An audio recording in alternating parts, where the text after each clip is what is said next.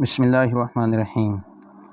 سورۃ طارق، اس کا جو ترجمہ ہے وہ یہ ہے: بسم اللہ الرحمن الرحیم، شروع اللہ کا نام لے کر جو بڑا مہربان نہایت رحم والا ہے۔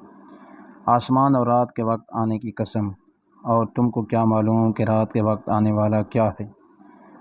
وہ تارا ہے چمکنے والا کہ کوئی متنفس نہیں، جس پر نگہبان مقرر نہیں۔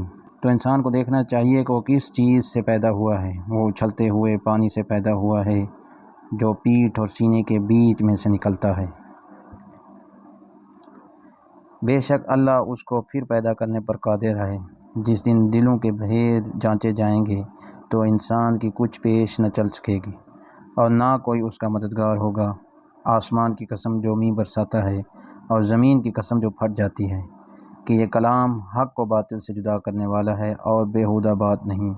یہ لوگ تو اپنی تدبیروں میں لگ رہے ہیں اور ہم اپنی تدبیر کر رہے ہیں، تو تم کافروں کو مہلت دو، بس چند روز ہی مہلت دو۔